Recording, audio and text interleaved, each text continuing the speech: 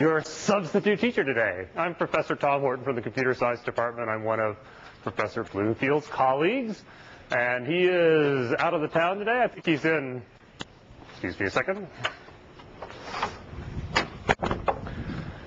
He's off at a conference somewhere, I think giving a paper in beautiful Charlotte, North Carolina or something, but he'll be back later today, but not in time for you guys. So he asked me to come in and talk about methods in Java with you guys. So I'm hooked up with multiple microphones. Is that one working okay? All right.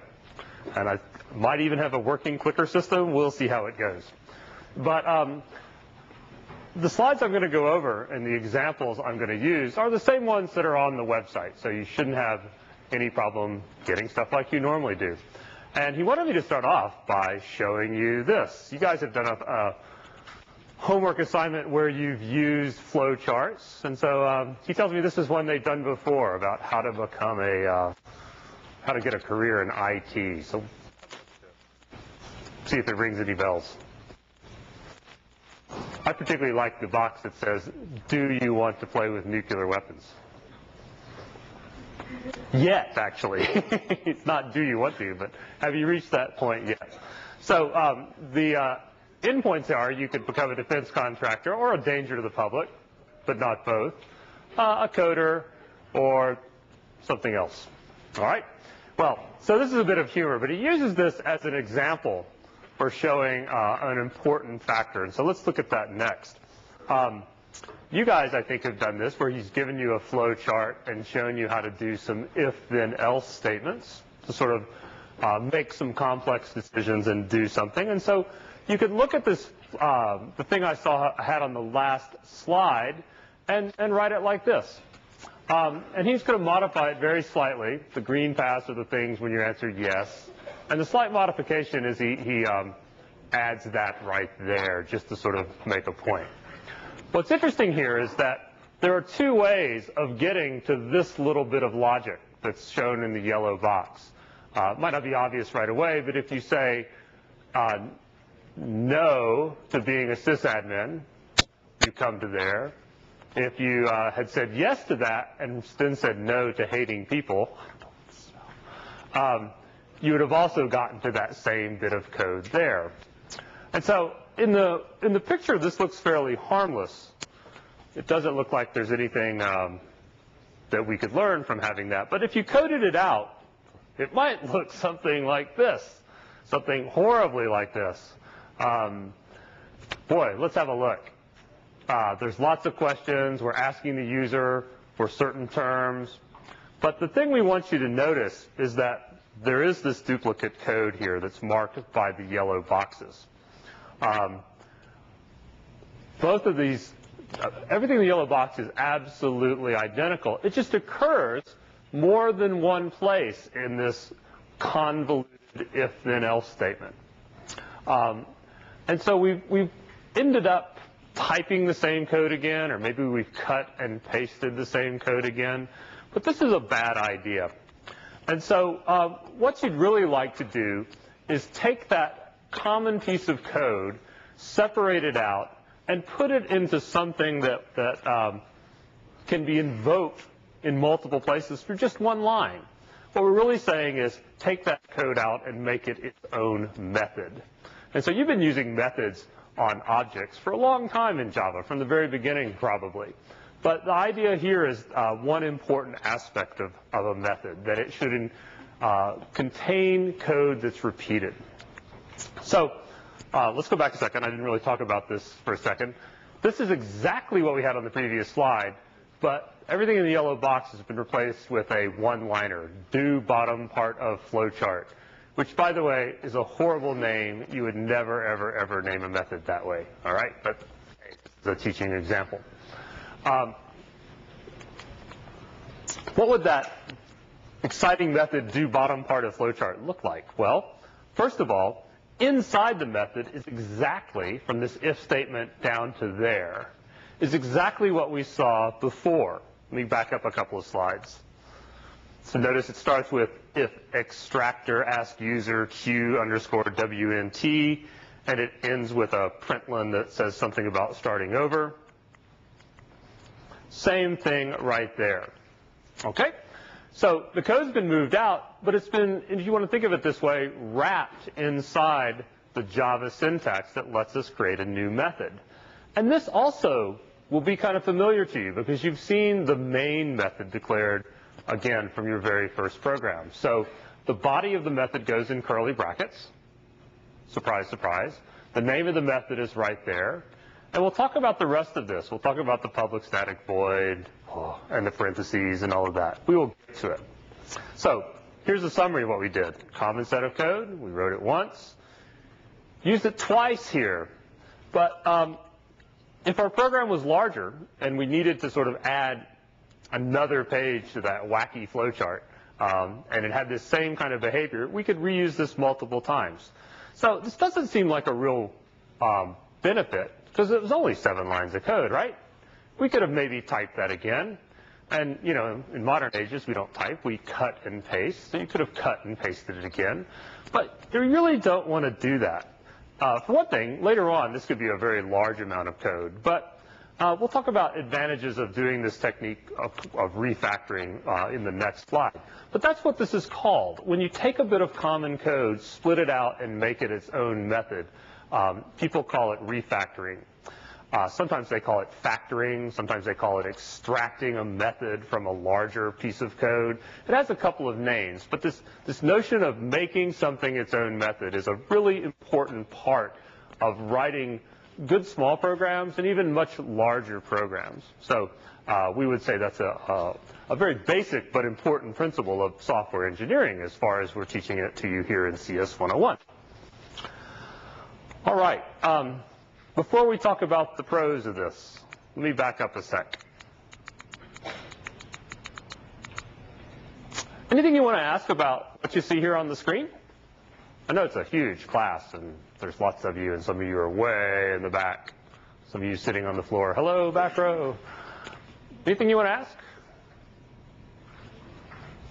Okay. Don't be shy about interrupting me. If you want to ask a question, you wave, shout, throw things as long as you don't hit me. All right. So one of the benefits of breaking common chunks of code out like this and putting them in their own methods is that overall your program might get smaller. If we used that common piece of code a dozen times and it was only 7 lines long, then you can see that your program would get smaller.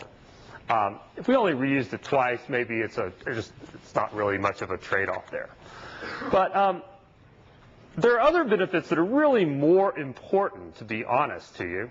Having long programs isn't that serious, but making your code easier to read really does matter. You might say, why do I care if my code is easier to read? And let me ask you all that. Why should you care if your code is easy to read? Okay? You create our code. You create what? You create grading assignment. Okay, so I care because we have to grade it. So that is true. Anyone who grades your code would have to read more. And so this isn't a very, industry might not care about that, but they might. What are some other reasons? Because he's on the right track of something. Yeah. This is a big one. She said it's much easier to debug. If your code is simpler, easier to read, you have a much better chance of finding problems when there's some kind of problem that happens. So this may help you if your code's easier to read. Could it help other people besides the graders? Any ideas on that? So maybe not for your cs101 program, but what if you were writing code in real life for a company? What do you think? So who reads code? Obviously the Java compiler. You read it when you're debugging. But it turns out that in real life, people read other people's code all the time because they're making changes in it. They're adding new features. The code may live for years and years and move from one version of the product to the other. And so finding bugs is quite important when you're developing the program yourself. But being able to change code over time is important to what we call software maintenance. And so in the software industry, you always should remember that other people will be reading your code. So that's quite important. And changes are easier to make, is what I was just talking about. So you might decide that if someone answered those questions that way, you wanted to do some extra test. We had 2 sort of sub-tests there. But what if there was a third one we wanted to add? And we wanted it to be consistent throughout the program. We would just change it in this one method, and it would the change would take place everywhere. I want to write something on the board. There's people who like mottos in computer science, believe it or not. And so one of the mottos that comes out that's related to this is a nice short 2-word motto: write once. Whenever you can, write a piece of code one time and one time only. And the benefits are huge. Easier to understand, easier to debug and test, easier to modify. And so there you go. Words to live by for today. Okay, so lots of benefits. Well, you might think there's some disadvantages. Well, first of all, you have to go to the trouble of writing a separate method. So, okay, yeah, you have to put a line up at the front of it and a line at the bottom. Maybe a more serious negative thing you would worry about is that you might realize that every time you call a method, or every time the program does extra lines, extra steps, there's some runtime cost associated with that. Okay, so it's executing some other line of code. It's got to be doing some more work than it was before. And so, yeah, it could be slightly slower, but this is really on the order of a small number of machine instructions. And as you know, computers are getting faster and faster. But even when computers weren't quite so fast, this was really a false negative. We didn't really care about that. And in fact, the compiler, the thing that happens when you press that button that builds your Java program into a class, can very often make changes in how it builds your code that makes up for this thing. So these compilers, the things that translate your computer into something, your Java program into something executable, are far better at being efficient than you'll ever hope to be, and I'll ever hope to be, because they've been designed by professionals. So the idea of not splitting things out into separate methods has been rejected. We really want to sort of always do this refactoring. The benefits outweigh the drawbacks. So remember, write once. Okay. Well, if you're going to write methods, there's a lot you can do other than just call something, having it do a couple of operations, and then either stop or go back. So let's sort of begin to look at this. One thing you'd like your method to do is somehow communicate with the code that called it. And there's 2 ways it can do this. First of all, your method can send information back to the caller. So it's like a company where I've got some department or some flunky, and I can say, go do this, and when you're done, give me back the answer. Okay? And so that's the first thing we're going to look at, and this is accomplished by what we call return values. The second thing is communication in the other direction. We're going to talk about passing data into the method so it can use that as input. And so we'll talk about parameters here after we talk about return values. Okay, so at the end of every method, well, and often other places, but frequently for beginning programs, at the end of every method, you'll see a statement that starts off with this keyword, return. And this is obviously a Java keyword. And what that does is it stops the execution of the method and sends it back to whatever piece of code invoked the method. So your method gets called, it does something, and then it returns back. Just like I tell my flunky, go do this job, and when you're done, come back. Okay? So one of the things you can do with return is send information back to the calling method. So the sub-worker can give me an answer. All right, so let's look at this method right here. It's really simple. It's got the name of foo. Foo is a funny word we use in computer science all the time. We use foo and bar. And I'm not going to explain it today, but maybe Professor Bloomfield will. If not, maybe I'll come back and explain it. So foo is a funny name. Look at this method right here. What do you think happens first of all, x is information getting passed in, so we'll talk about that in a second. But if x has the value 1, what do you think goes on here? That's just kind of an easy question, so if you think it's easy, well, it stops, sort of. Can we so say that a little bit in a different way, a little bit more precisely? Does the whole program halt? What do you think? The method Goes back to wherever. Somebody called foo. Foo is a little piece of logic that can be called or invoked. And whenever if it gets called, if x has the value 1, we go back. All right? Well, let me ask you this. If x is not 1, what happens? Keeps going. And what happens when it keeps going? it gets the print line, Yeah, it does the print line, and then what? and then it returns. And then it returns, exactly. So there's not a return statement at the very end of this. There could be. We could have another return statement just below the S. But here's the thing. In Java and most other languages, if you leave off that println or that return statement at the very end of the method, if it gets to that final closing bracket, it does a return automatically. Okay, so we don't have to have it there. So here's the final question I'm going to ask about this little 3-line method. Do we need an else statement here? How many think we need to say if x equals 1, return else systemout.println? How many think we do? How many think that if we had it, it would be an error? How many think that if we had it, it would be okay, but not an error? Okay, so that's the right answer. You guys have got this. Most of you do. We could put else there. And that would be the same logical flow of execution as we have without the else. But we don't need it. Because look, if x is equal 1, if that's true, it does one line, and that line just immediately sends it back to the caller. End of story. It goes back. All right?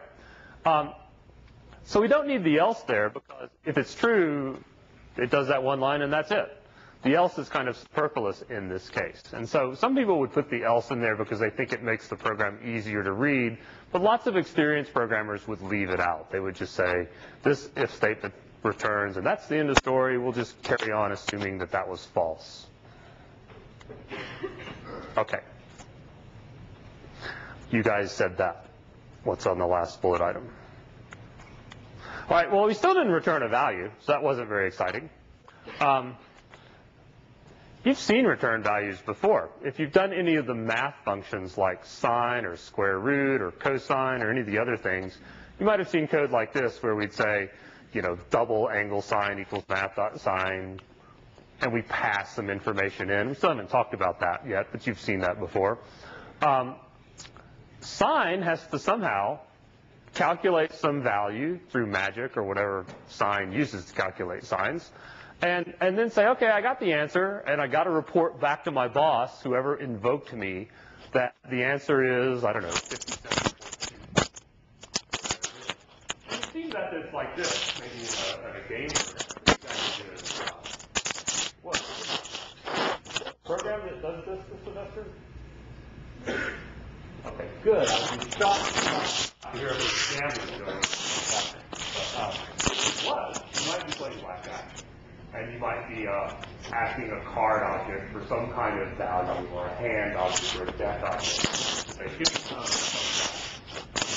So somehow methods calculate things, and then it comes a time when it's ready to return, and it passes back. So it's almost returning a value. And so keep in mind that a method could either return without a value, or it can pass and make it pass. Methods that don't return values, like what we see something in a second, but the system print doesn't return a value. How can you tell it doesn't return a value?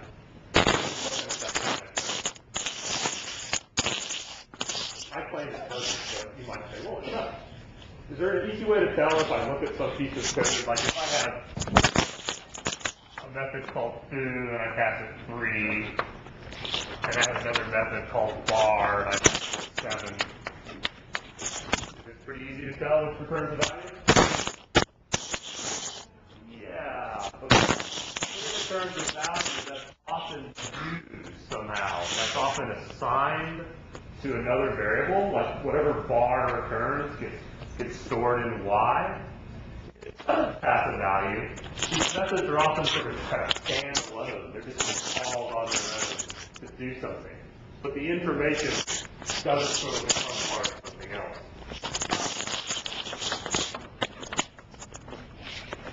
But, the value that's passed back might be used somewhere else. It might be used as the parameter to another method, or it might be added to something. So, whatever it passes back,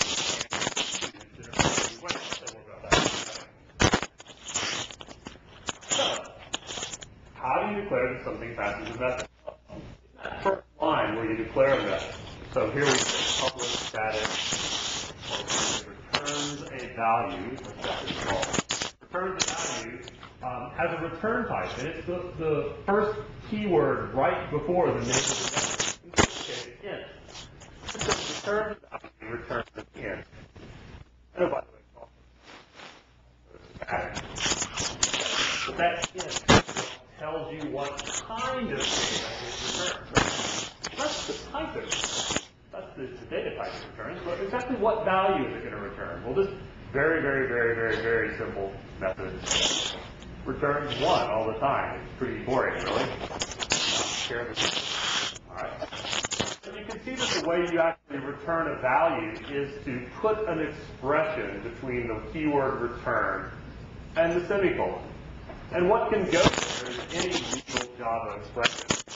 So if you return int, instead of return 1 plus 3 or 1 plus 3 mod 7. In other words, what can go there can be a variable or an expression.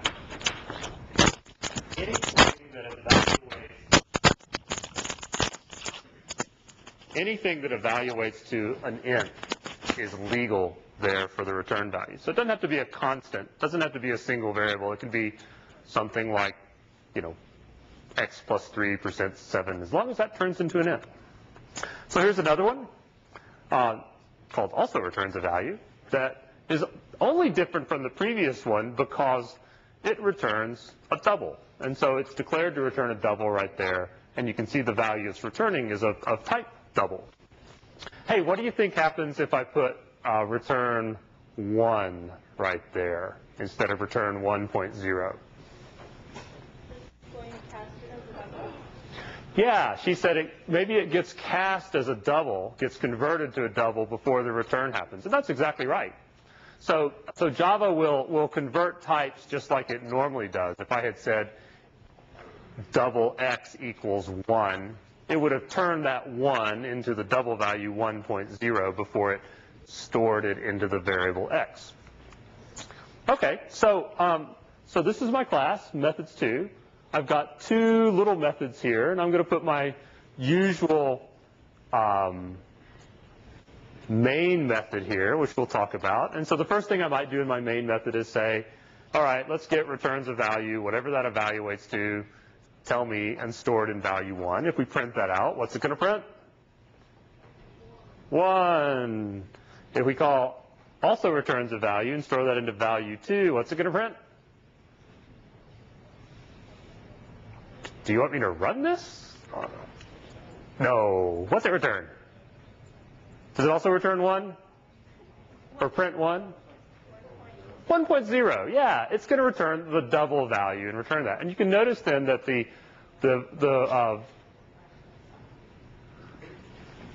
variable value 2 is declared to be of type double. So again, very often we try to be careful about making the way we use a method, so when we call a method, we sort of say, that's something that's going to evaluate to a double. So I want to use it the way doubles are used. What if we do this? What if we call also returns a value, but we try to assign it to an int? Well, also returns a value returns a double. And so anytime you've got a double that's being copied into an int, you've got to cast it. And so we've got the cast for parentheses int close parentheses there. And so that's going to return 1.0, convert it to 1, an int, and then copy that int 1 into value 3. And so when it prints out value 3, we'll see 1. Okay. So you can download this program and run it if you'd like. And I've got it up, but I think we probably understand that. So we'll run one later on. I see some nods. Could be nodding off, but we'll assume it's yes. Okay, so this is all pretty simple, really. Return sends you back to whoever called you.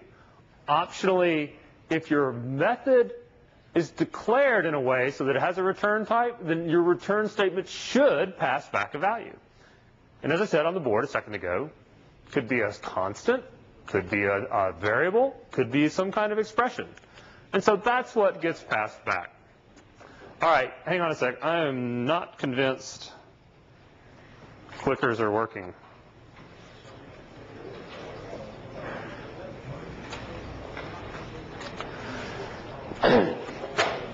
If someone's got it out, try it. But I think... It has the little boxes pop up at the top. Yeah, no, I'm not seeing that. I mean, I use these in 201. All right. Oh, well, no clickers today. Sorry. So let's vote by hand. How many of you vote A? B? The B's are winners. All right. C. I don't know any of you, so you're not going to embarrass me. Embarrass yourselves. D. Anyone really, really lost? Anyone? E. All right. Lots of E's. Troublemakers. That's why we video this, so we can capture these things and we can track you down later on. Just kidding. Well, one of the things we've sort of shown you, but not really... Well, you know how to do this. You know how to use this because you've been doing system.out.println forever. And what happens when you do system.out.println is you stick some information between those parentheses, and that then is what gets printed. And so this is called passing in data with a parameter. And so the way you see this when you declare a method is, again, public static void main we've been seeing a long time. Main is the name of the method. After that, you see the parentheses. And if there are parameters, you're going to see them listed there separated by commas. So what this tells you, I'll come back to this in a second, is that main, and main's kind of a strange example, but main has one parameter. There's one thing you can pass into main. And that thing is going to be called args. So inside of main, you could use args as a local variable. And what is args? Well, it's an array of strings. So when I say it's one thing, it's one variable, but it's an array, so it can hold more than one string. Okay, so that's the basics of how you define a parameter if you want your new method to take in a parameter. And we'll show you more examples in a second.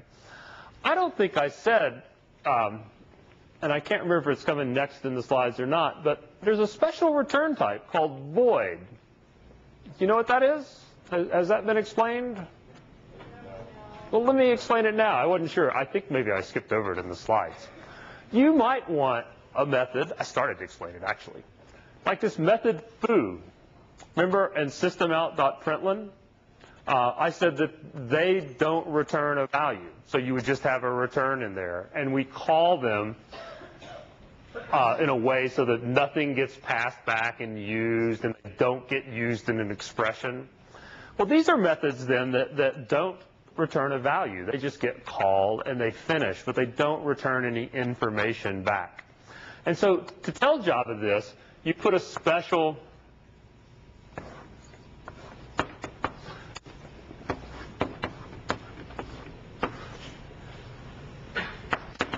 the special keyword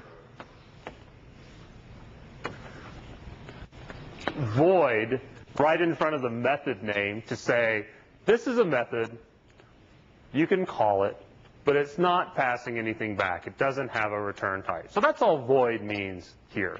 It means no return data passed back. Because if you were passing stuff back, you'd have to put a legal Java type there, like an int, a double, a string, or a whatever. Put a class name there. Methods can pass back objects of a type class. And of course, maybe it's public static, but if there's any other words that go, they would go right before void. So that's what the void means. So this tells you that main, whoever calls main, doesn't get any information back from main. So let me make this really clear, because system.out.println, if I write it up here, clearly does something, right? It prints stuff.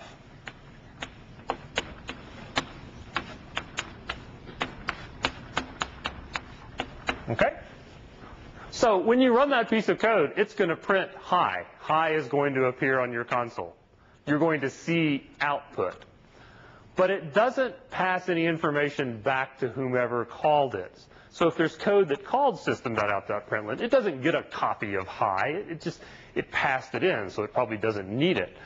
But what I'm saying is it doesn't sort of calculate something and send it back like, say, square root does or other mathematical functions do. And so that's what void methods are. Void methods are ones that don't do any calculations. They do some work. They may print some things out, but they don't return information that can be used, that can be assigned or used in an expression somehow. All right, so let's look at a couple of methods that do some calculations, that do return things. And guess what? These all look alike. They're going to calculate the square of a number, the cube of a number, and a number to the fourth power. So here they are. We're going to put them just by themselves up here for a second. So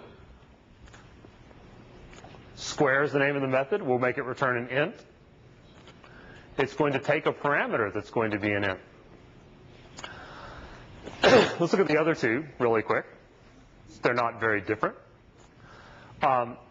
Notice in square, we declare what we call a local variable, a variable that's defined inside of the method square called the square. It's an int. And we give it a new value, x times x. And then when it comes time to return, we put that variable name right after the return keyword. And so what that says is whatever is in the variable the square, use that value as the return value. Down here, we've made it a little simpler. We said, we don't really need that the square value, right? Because all we're doing is putting something in it and then returning it. Why don't we just do the calculations on that line and just return the resulting value? So both of these work exactly the same way. X gets multiplied by x, and that result gets multiplied by x. And since that follows the keyword return, whatever you get out of those two multiplications is what's returned. Okay? So that's an expression before a return. And of course, expressions can be kind of complicated. You can call other methods in an expression. And so to get the fourth power, that turns out to be really easy. We will just reuse what we did before. Again, one of the benefits of refactoring, we've got this in a method, so why don't we just use it? So x to the fourth is just x squared times x squared. And so we'll just do that. So again, the return statement with an expression, and this time the expression calls other methods. So questions on this? Anything that puzzles you looking at this, or any kind of what-if questions you might want to ask? Yeah? When you do one method, you always put them on the top of a program right before the main method. Okay. So when you write a method, we'll show you this in a second. Where does it go? It turns out that in Java, you put the class and then the curly bracket, and then you can just have methods listed there. So they can go before main, or you can put main first followed by methods, or methods in the middle. But we'll show you a slide that has that. The one thing you can't do in Java is methods cannot be inside each other.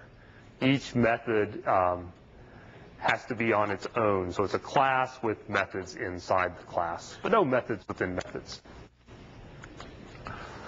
Okay, let me go back a second here.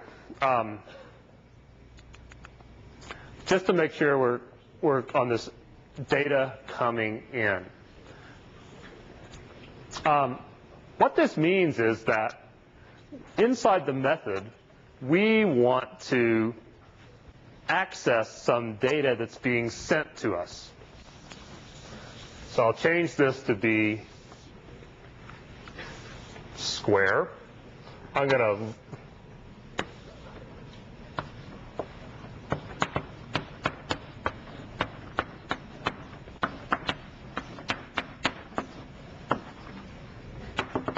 okay, so public static int square. I'm too lazy to write static, but you know it's there. Okay, and it's going to do what you see on the slide. And I might call something like int a equals square 37.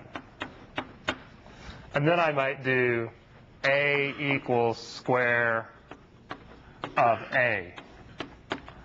And then I might even do something stranger like a equals square of a. Okay?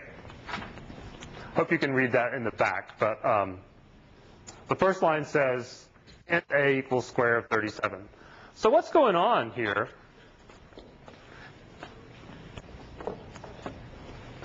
is at the top of this code, when this gets called, in other words, when this little funky or subprogram goes off to do its task, whatever is between the parentheses in the call to the method gets put into this variable x. So 37 would go there in this first call. And while the method is running, while those lines of code are being executed, x has the value 37. Okay? So it's almost as if right at the beginning there's a little statement that says int x equals 37. That's kind of what's really happening here. The second line, where I say a equals square of a, well, whatever was in a before, which turns out to be the square of 37, why did I pick that? Okay, so who knows, for double extra bonus points and a smiley face, what the square of 37 is? Let's say it's 100.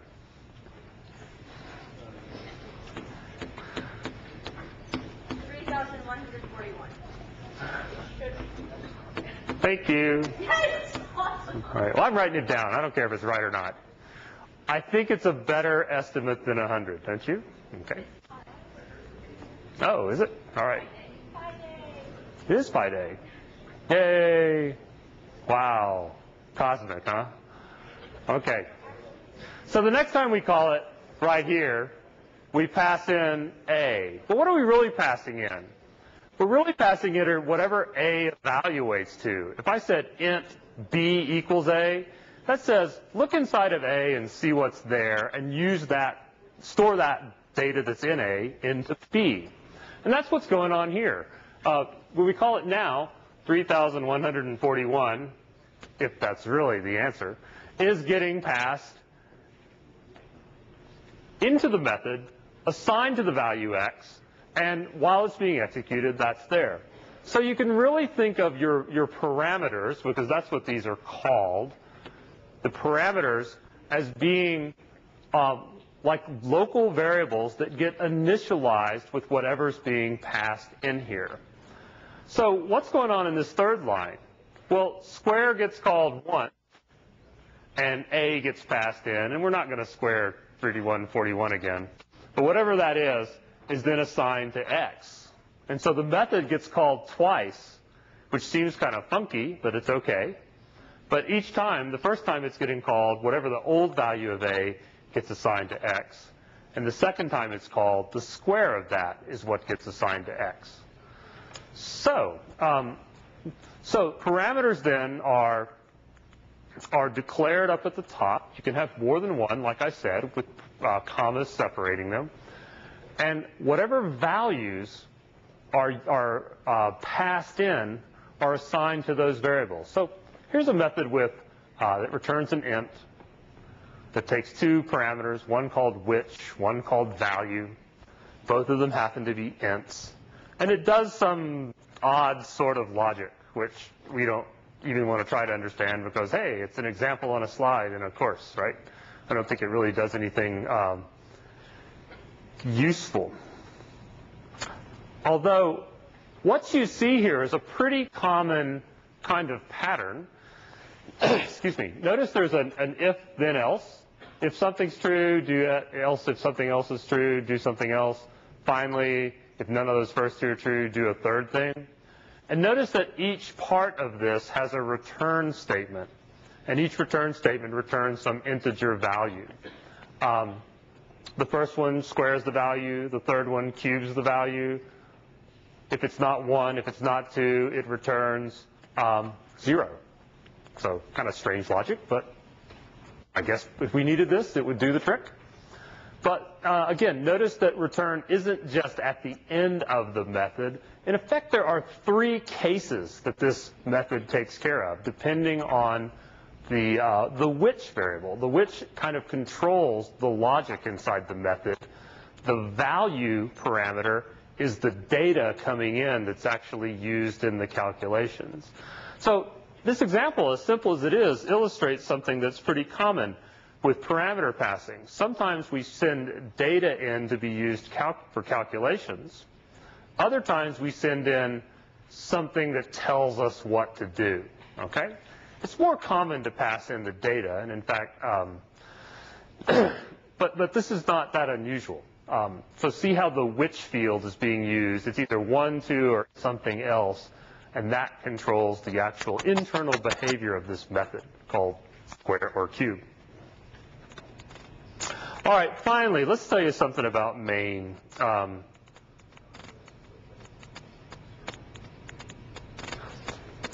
Here's a large program. Oh, well, not really, but it's a program that says it's a complete program in that we've imported the library we need for scanner. We're creating a scanner. We're reading in some of our things here, our square, our cube, our fourth, our square method. So we're using all of these things. But where would the methods go? That was the question from the front of the room. And we didn't put them there because we wanted to get this all on one slide. But look here. All those methods would go right where the comment is. Or they could go right after main. Or some of them could go there and some of them could go below. The methods could go anywhere. They don't have to be in a certain order. Okay. Just to illustrate that for sure, here is that methods 3 class. I'm just going to page through it so you can see where things are.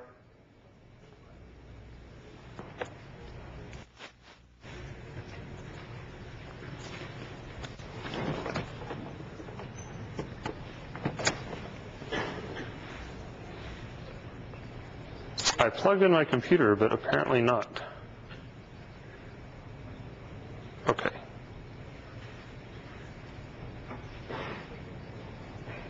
All right, seems happy now. All right. Sorry about that. So again, you can see the class is defined. The first method's defined. The second method's defined. The third method's defined. By the way, we normally put comments at the start of our methods, but that's okay. We're trying to get a lot of stuff on the screen. Finally, main is defined. Okay. So that's the overall structure. And I could run this. It's not very exciting. Well, it is because it's got an error. Cool. Does Professor Bloomfield always give you examples that have errors? No, he doesn't show them. Oh, he doesn't show them. That's the trick.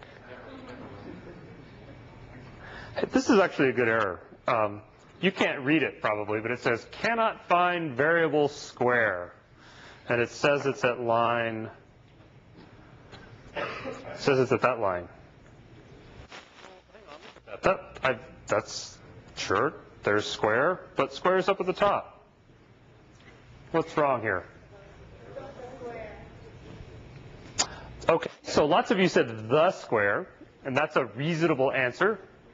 Unfortunately, a wrong answer. That's okay. Let's talk about that.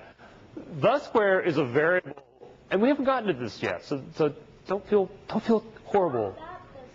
Not that the square. Hey. Okay. Oh, okay. Hang on. Yes. There is another the square here. Okay, so that's another point. There's two things we could do here. I thought the mistake incorrectly. Science seems this worked, right? You could call the method square there. So we could put something like square of 3, and that would compile, and it would print out whatever the square of 3 is. But that's not what he wanted to say. You guys recognize that really he called square right above there, and what he really wanted to type in was the square. But I like the way you said that. You said not that the square. Because there's something called the square declared here. There's something called the square declared in the method.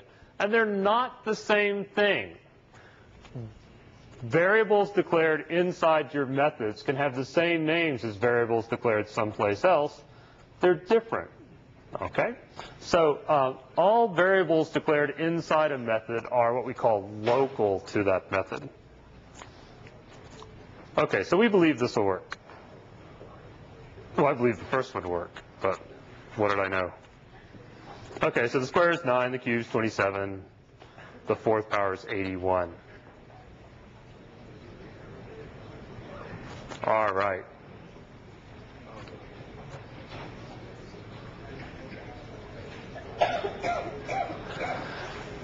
I want to say that you can return objects. So we'll get a few more slides here in the next few minutes. The next 3 minutes, to be precise. Oops. I mentioned you could return objects. But what you're really returning there, don't forget, is a reference to the object. And so we're going to draw the kind of picture that hopefully you've been seeing in 101 all along. But let's say we've got a program called methods for. And in methods for, in the main method, we're going to call some method called getCourse. This is going to be something kind of silly again. GetCourse apparently returns a string. Why? Because we can see that after we call it, we're using its value to initialize the string variable called course name. And then we're going to print out course name. So here might be what getCourse looks like. It might say, well, there's only one course that really matters, right? It's cs101, isn't it? Okay, so if it were, we would say, all right, let's create a string with cs101 as its value, and let's return that. And once again, you could have just done return double quote cs101 close double quote semicolon. But picture this in your mind. If your eyes are still open, close them and imagine what this looks like, all right? As we execute that, it jumps to there and does this bit of code. And lo and behold, the line defines a new string reference variable, and then we say equals double quote cs101. That creates a new string object, and name refers to that object. Okay, so you remember objects and object references, I think. So you know the picture looks like that. And when we return name, which is the next line, what happens? Course name is also an object reference. The reference it points to, stop this. The reference it points to is copied into course name. So in effect, course name and name are now pointing to the same objects. But name goes away, completely away, because it's defined locally inside the method. And when the method ends, when it returns, name no longer exists. But the object still exists. And since we pass that back to course name, we have exactly what we want when we print this out. 101. Okay, that's it for today. Thank you for coming and paying attention.